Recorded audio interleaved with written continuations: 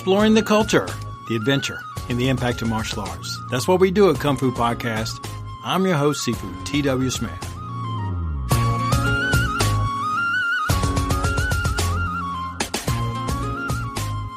Thank you so much for joining me today in episode number 82. Welcome to the program. Kung Fu Podcast is designed to be supportive, encouraging, and hopefully informative as we go along. Now, if you're new here, I'm not going to be trying to convince you that one style is better than another, that one secret finger technique is better than any other, or that one way to practice your martial arts is better than any other. I will say that you do need to know what you're doing and why you're doing it, and making sure that the things that you're doing supports that pursuit. I started this program because I wanted to create a voice that you could trust, one that would speak with you sincerely, perhaps a little too authentically from time to time, and share experiences as they relate to the topic we're discussing. And this program is listened to by some of the finest and sharpest martial artists in the world, folks that take their craft seriously, their pursuits genuinely, and you, by being here, are part of that martial arts family. In today's podcast, we're going to have a couple of listener responses. We're also going to take a peek at martial arts culture in China and Southeast China, not in the 1500s, not in the 1700s, but today, as of 2 weeks ago. After putting this podcast together, I was going to title it Back to the Future. It had that kind of time travel feel to it.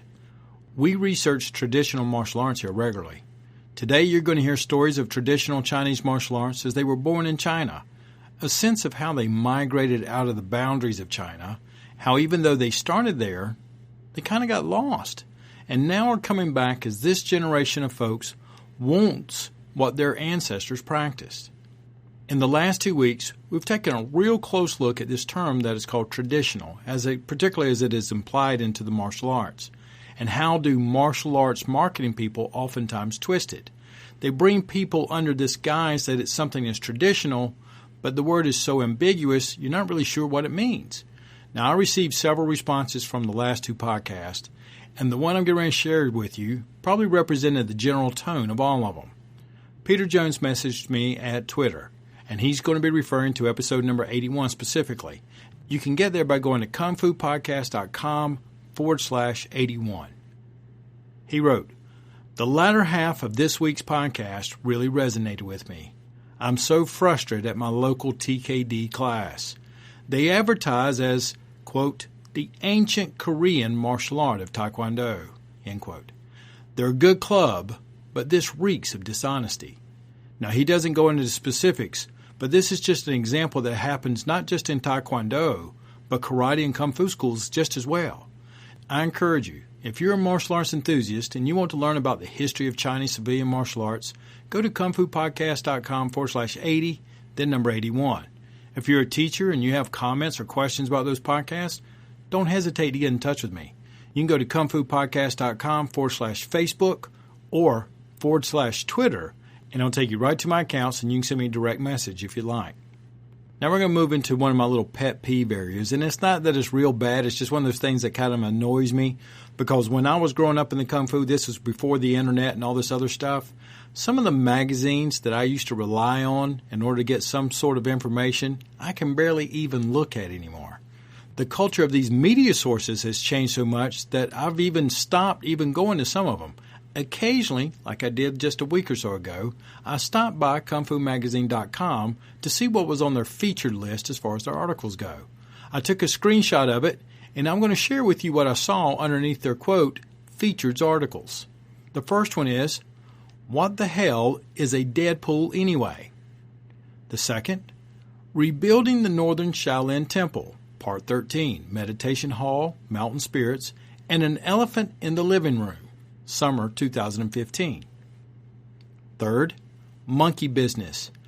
Donnie Yen channels his inner ape as Sun Wukong in The Monkey King.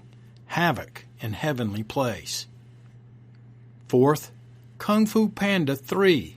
Po Comes Home. And number 5, Ip Man 3. I Think I Can Beat Mike Tyson. It sounds like a movie theater marketing firm. I'm not going to say too much else about it because I really believe that speaks for itself. Let's move over to a listener's response whose name is Da Li. He wrote and he says, I've been listening to your podcast. I find the perspective you bring to the topics are insightful and sincere. I have come across many martial arts practitioners. Some are even masters in China. But I would say many of them lack the breadth and insight that you bring.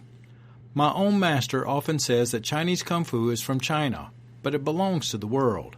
I think your podcast is a perfect example of that. Well, thank you very much, Dali, for taking the time to send me that message.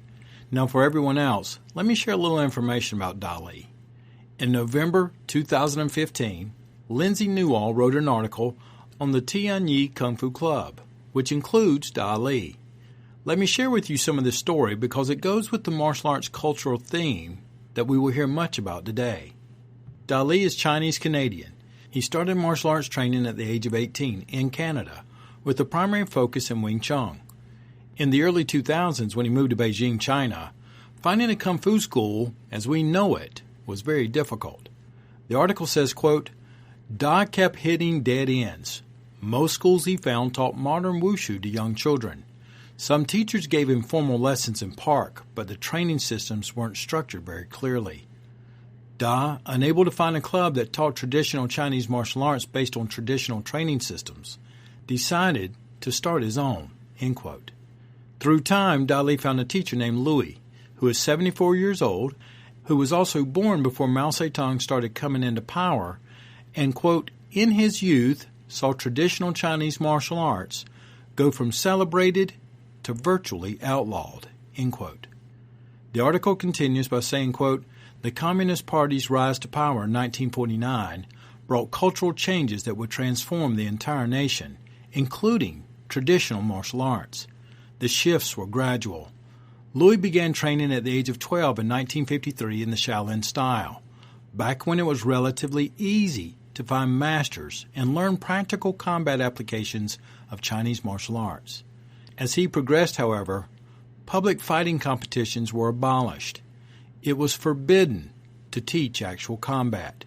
Students were regulated to learning forms, routines, but not how to use them in actual martial settings.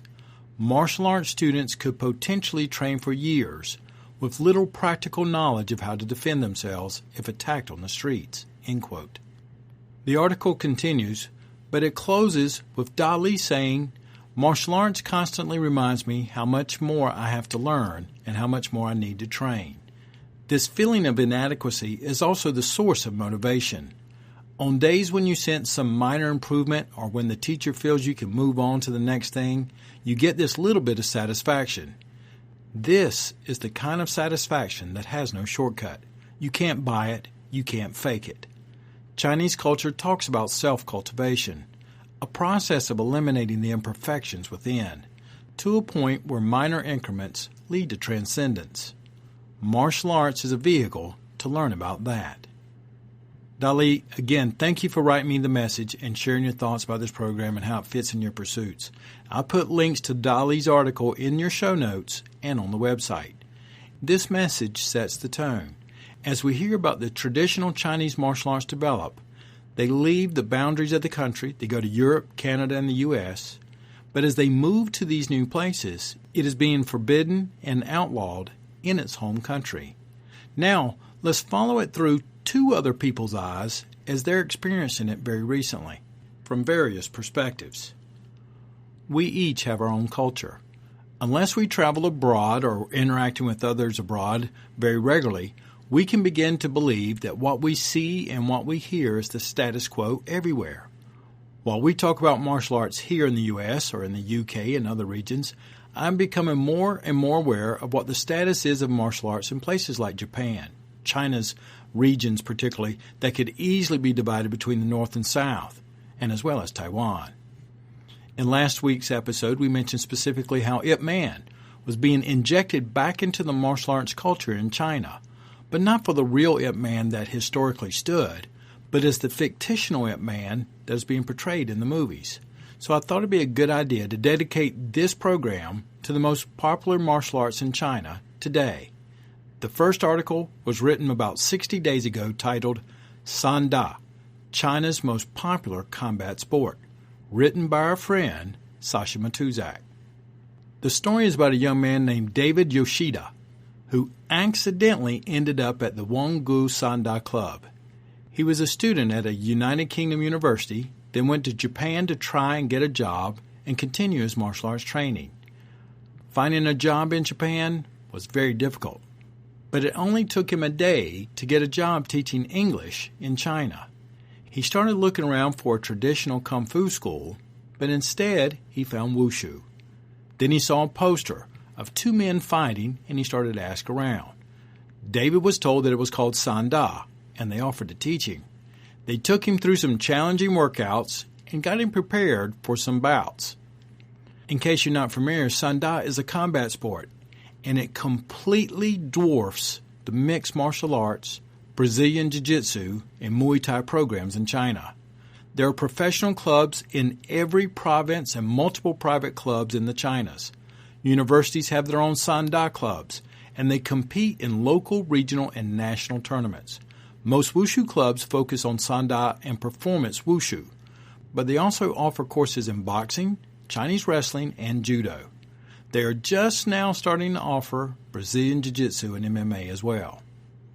Sasha wrote, quote, "Like most things super popular in China, Sanda is somewhat of a mystery to the Western world. International Sanda tournaments feature competitors from a dozen different nations, with China, Russia, Turkey, and Iran being the most prominent. Elite fighters can expect very generous compensation from their home countries, most of which sponsor the sport and help pay for facilities, coaches, and living costs. Fighting on the Sanda circuit is a job, and even low-level fighters can support themselves and eventually graduate up into a coaching position at a sports university somewhere," end quote. The Wushu and especially the Sanda clubs are very closely associated with the military in China, and that provides job security for many of the coaches and other opportunities as well. David's gym in particular is located in Hebei province, home to the 27 Group Army, charged with protecting the nation's capital, among other tasks. His coaches are former military, and many of his classmates are cadets, officers, or headed for the local police force. Sanda was developed out of traditional martial arts and Lei Tai free boxing matches in the early 19th century for use by Chinese soldiers. Traditional Kung Fu and Lei Tai boxing were popular at the time, but also seen by military commanders as not particularly effective for hand-to-hand combat on the battlefield. The Sanda system grew out of Sanshao and included both striking and grappling techniques. Today, Sanda forms the backbone of every competing Chinese martial artist repertoire. There are competitions going on constantly, culminating in the biggest and most important martial arts events in China, the National Wushu and Sanda Championships. Winners enjoy lifelong fame, cash payouts, and generous gifts from sponsors as well. David describes the Sanda environment and culture today by saying, quote, "The Sanda circuit is well organized and extremely professional. They would always bring in one of the top government officials and military leaders to come watch the fights from whichever city or prefecture you are fighting in. They would pay for all medical bills, and they would also pay for all of your pre-medical checks before the fights. They pay for my hotel rooms, food, and travel expenses. After my first fight, I could not believe how well they looked after me, even bringing in a translator just in case I could not understand what was going on. Apart from the translator, they did this with all of their fighters," end quote. Wushu and Sanda in China go back about 40 years. Thousands of martial artists have trained since childhood in sports schools, competed, and traveled in their prime, and then retired to coaching. It's a huge, organized, well-financed community of professional athletes with experience in striking, grappling, and takedowns. So why isn't that you don't hear about Sanda in the MMA circles? And Sasha answers that question by writing, "A big reason for Sanda's relative obscurity in MMA circles is the fact that Sanda doesn't really need it. The national Sanda and Wushu circuit in China is healthy and flourishing. Fighters and coaches make a good living. The international tournaments are also very popular and attracts hundreds of fighters, thousands of spectators, and millions in sponsorship and endorsement money for Sanda associations, as well as champion fighters and their teams. If anything, the UFC needs Sanda more than Sanda needs the UFC. If the Vegas UFC juggernaut is going to expand into China, it will have to get part of that marketplace. That brings the article to a close. Sanda is a sport that I'm not very familiar with, but in all fairness, I don't watch too much MMA or UFC either.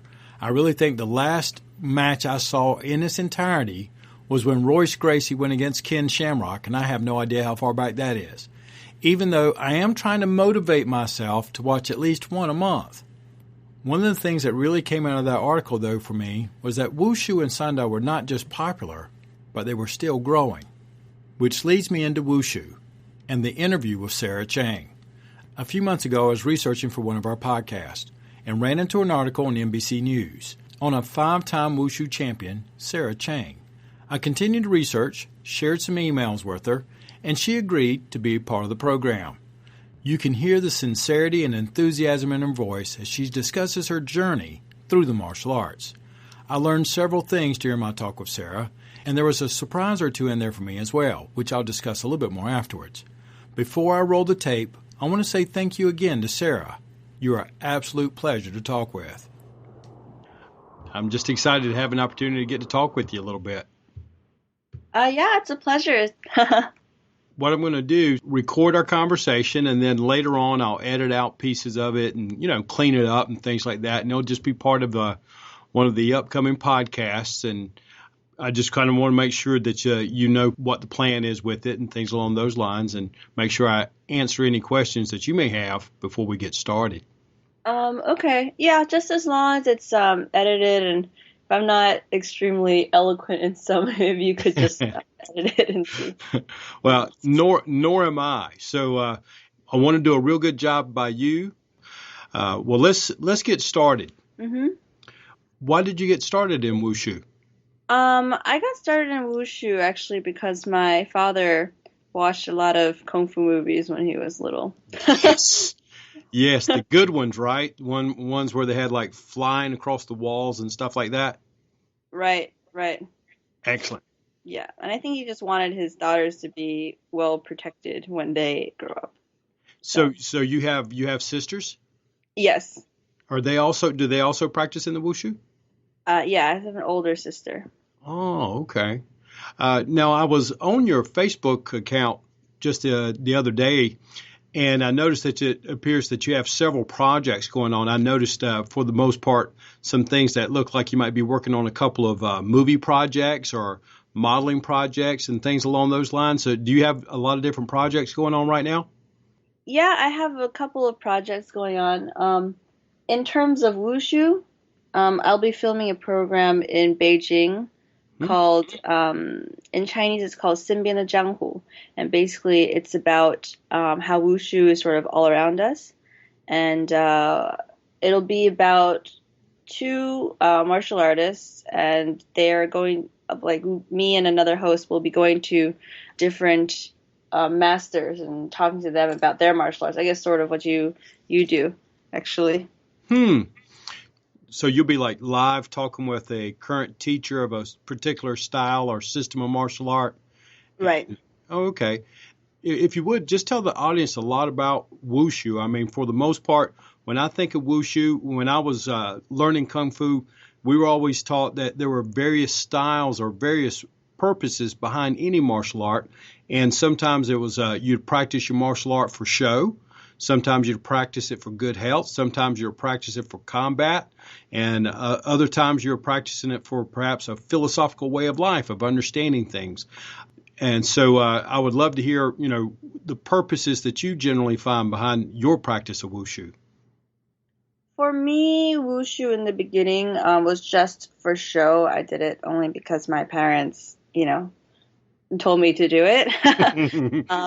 The form of Wushu that I practice is modern Wushu.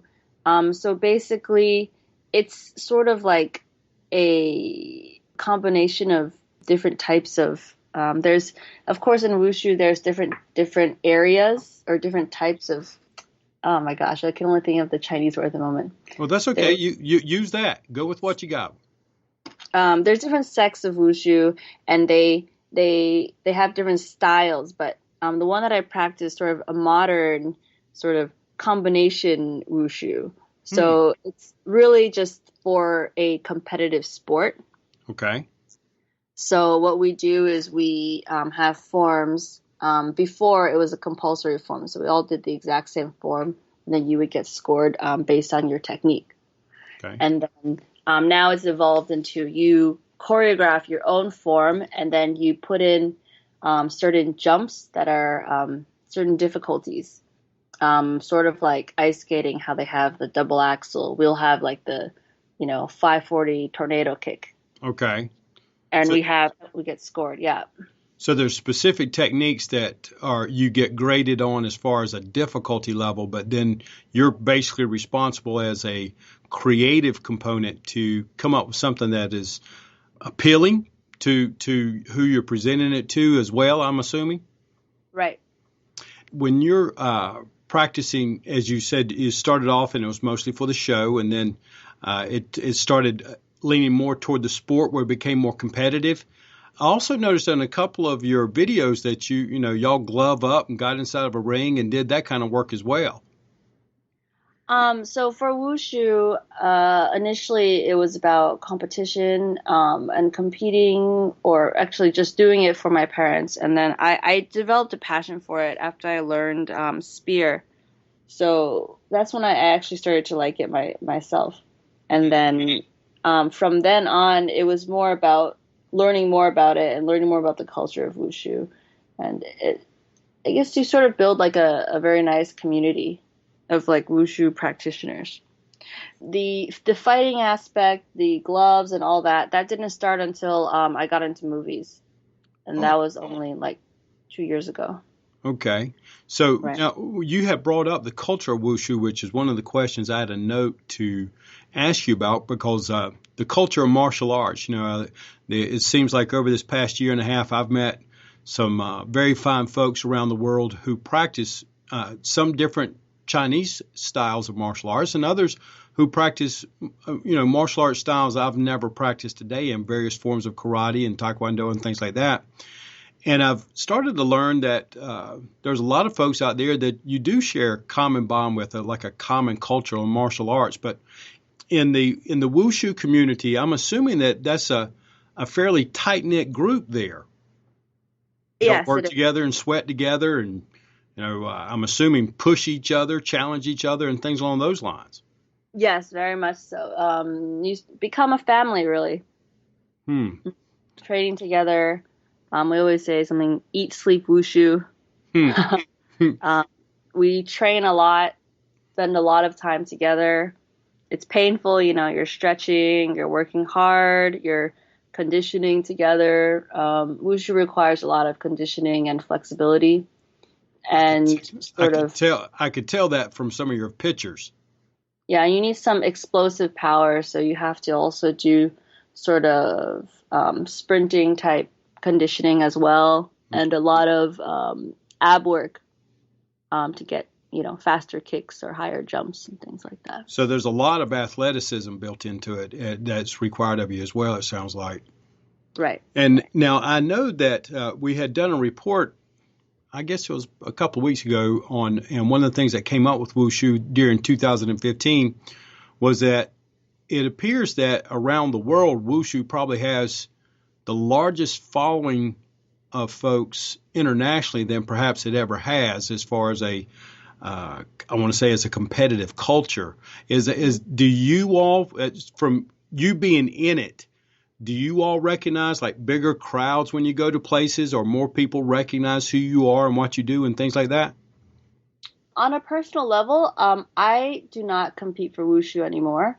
I used to be a part of the American Wushu team for 10 years, Hmm. but I've already retired. Okay. But I do, occasionally follow what's going on in the world for wushu, and it's gotten much more. like a much bigger following. Like I very much agree with you. It's got a much bigger following, and I think the level of competitiveness, the level of skill has been raised all over the world. And before, it was all about China bringing home all the gold medals, and then slowly all the international countries are beginning to bring home, medals, and that includes U.S., Canada, and the Asian countries always had a lot of medals, like Hong Kong, Macau, Vietnam. But definitely, I think the entire level skill level has definitely been raised. Now, and we're looking at it. You mentioned something a few moments ago about eat, sleep, breathe, wushu. And I know that from a lot of times, whether it was football season or any other type of season, and when you're in it, that's not just what you do. It literally becomes like a part of, that's what you are. And Right. In the wushu lifestyle, and I'm assuming that, when you were competing and more active, or if you're working with folks, or, getting ready for projects such as movies and things like that, the lifestyle disciplines like diet, rest, the exercise, going to bed on time, getting up on time, training, being in a routine of all that.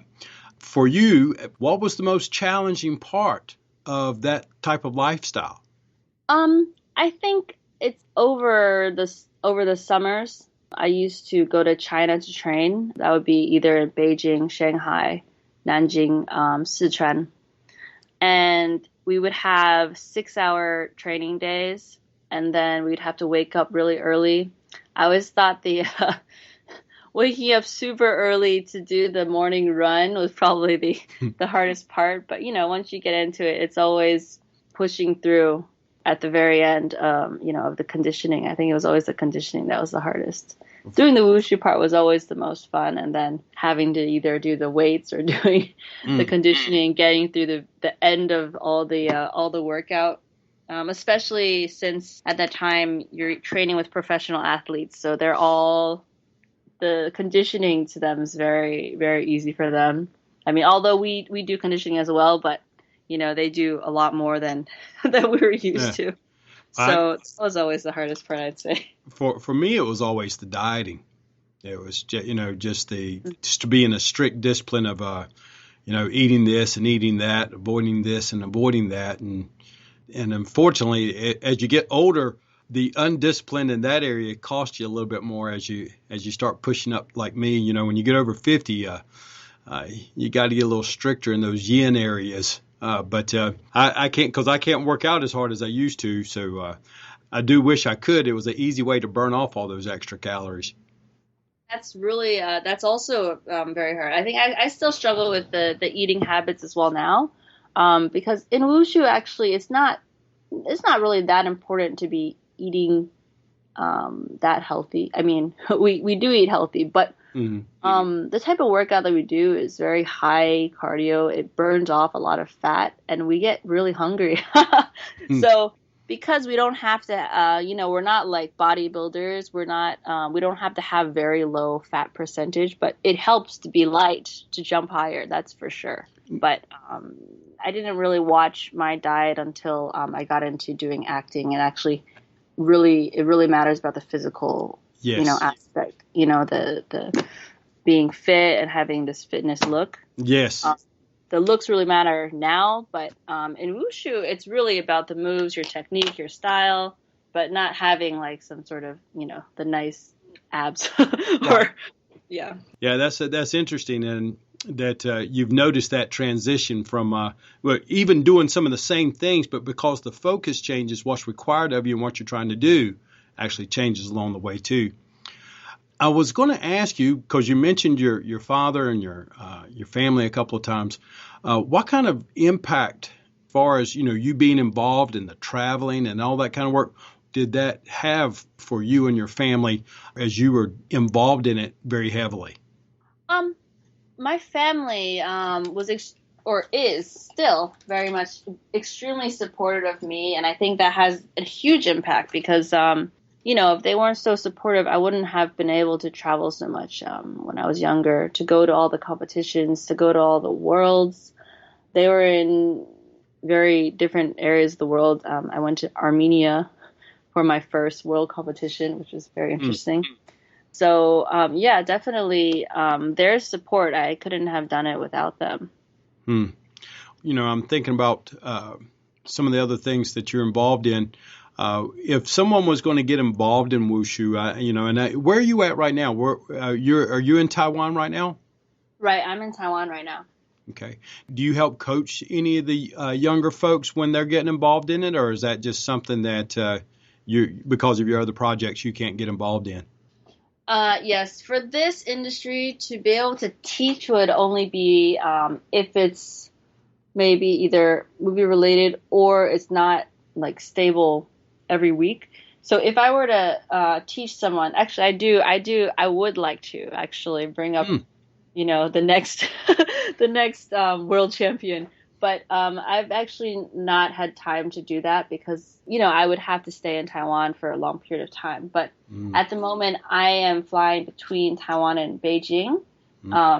So I don't have the time to be able to have a student. But, it would be nice. Out of curiosity, because I really don't know, what's the ideal? Would it be a 13-year-old who you had 2 years with, a 14-year-old and you had 1 year with? I mean, if it was, the ideal situation, what would that look like as a coach and a student?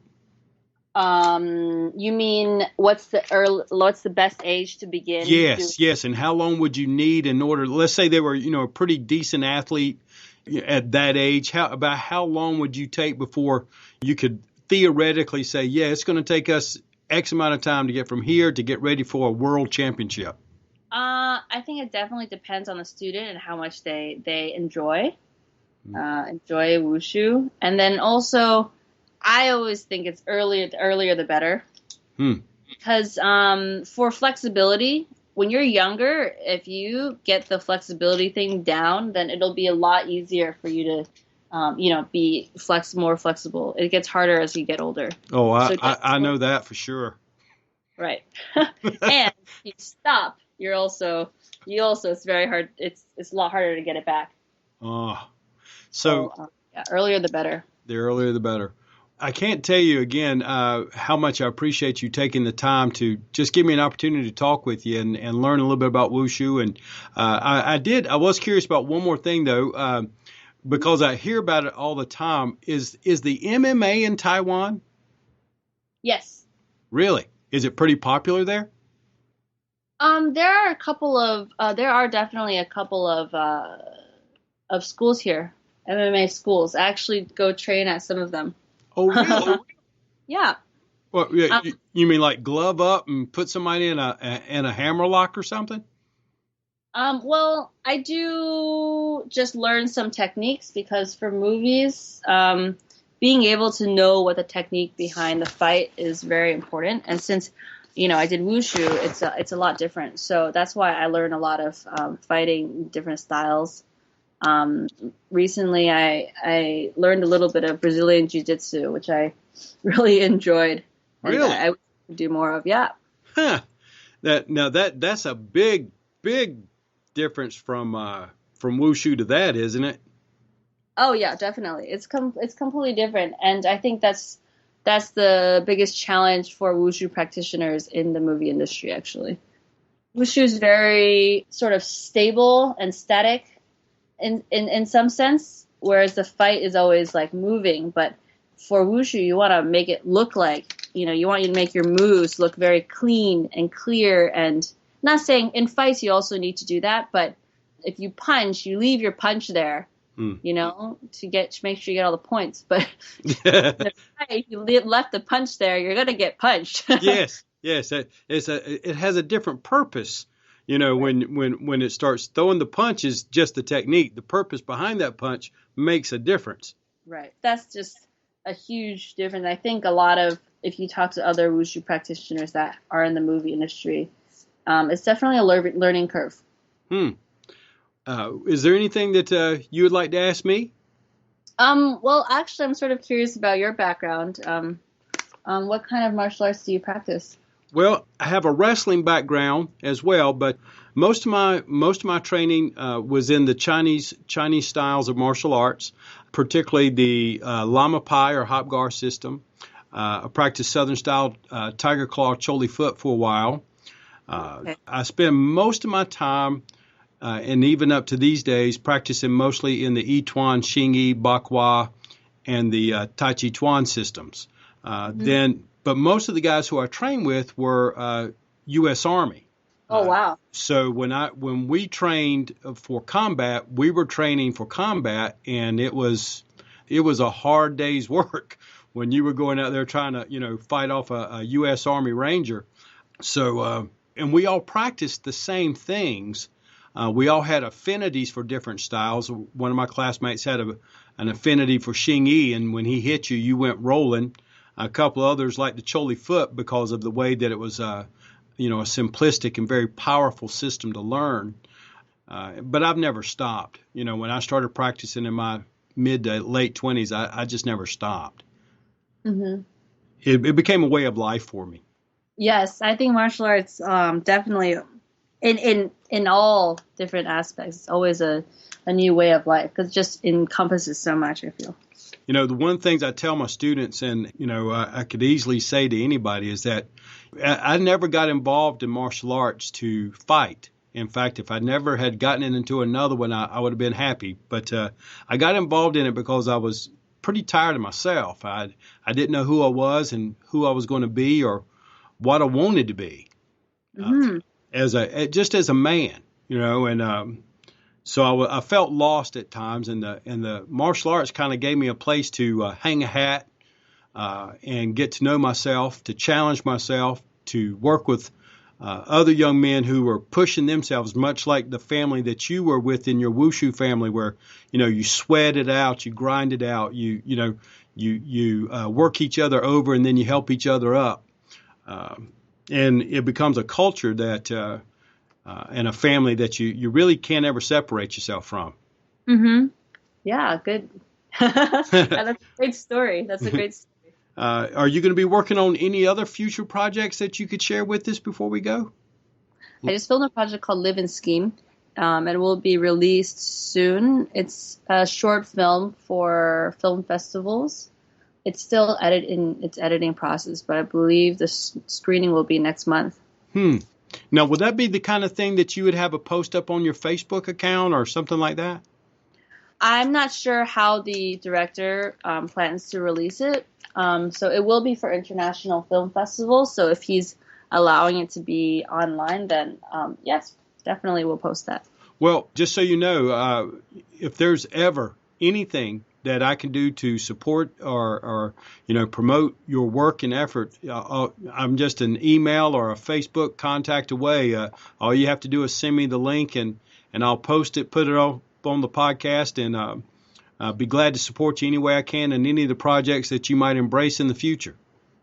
Great. Thank you so much. I actually, that being said, I am going to re-release my video. I did this video for a 4K resolution demo, and I'm going to re-release it, a short version of that soon.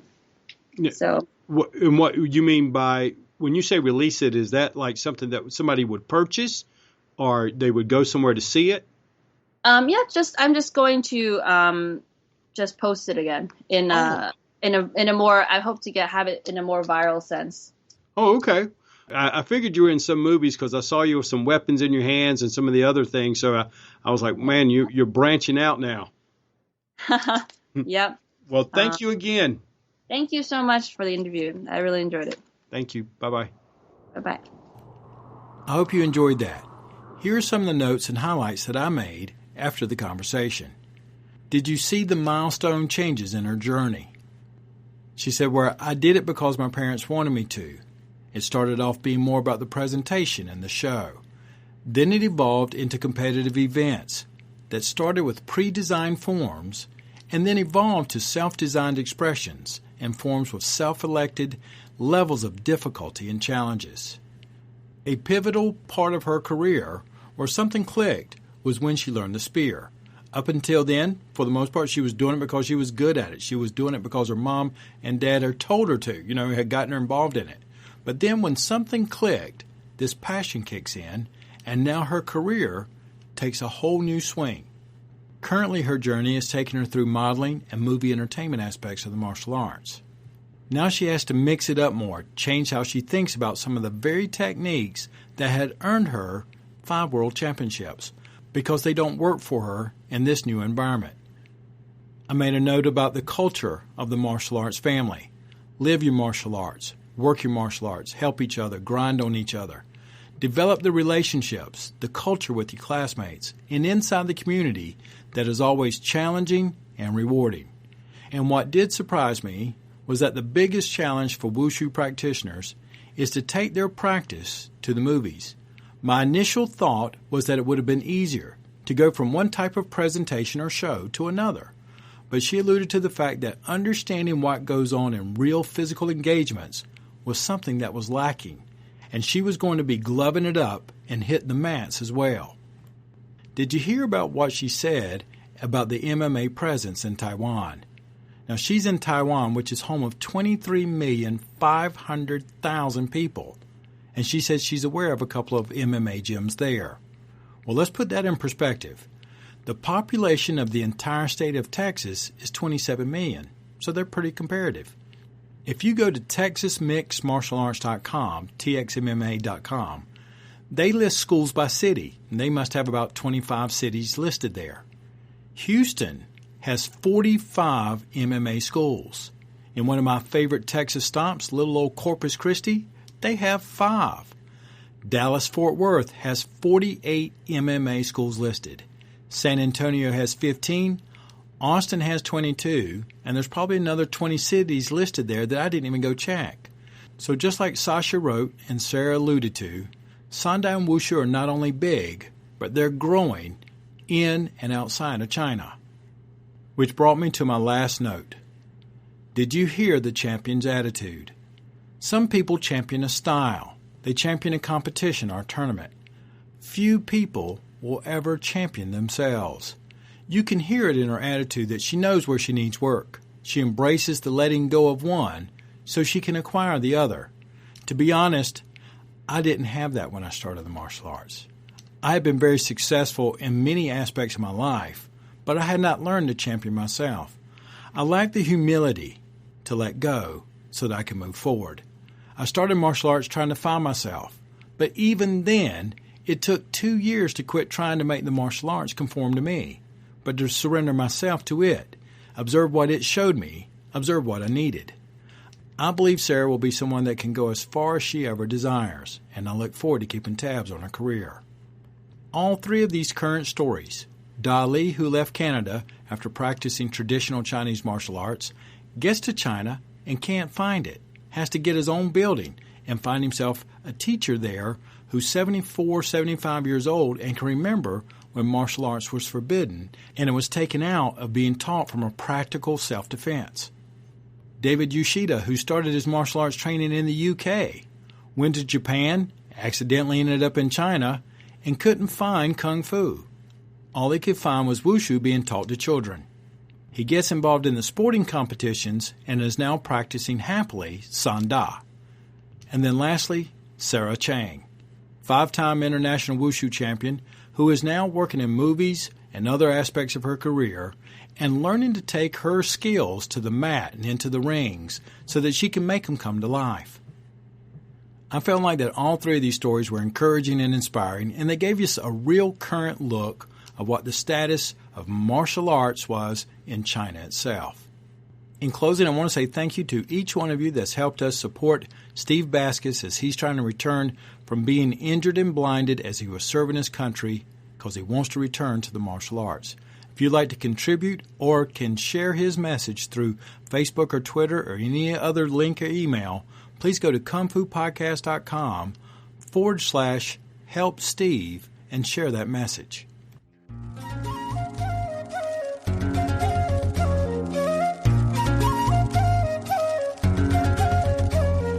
Exploring the culture, the adventure, and the impact of martial arts. Thank you so much for joining me today in episode 82.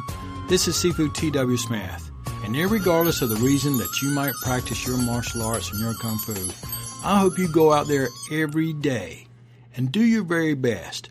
Bring your heart, bring what you got, and make it a little bit better than it was yesterday.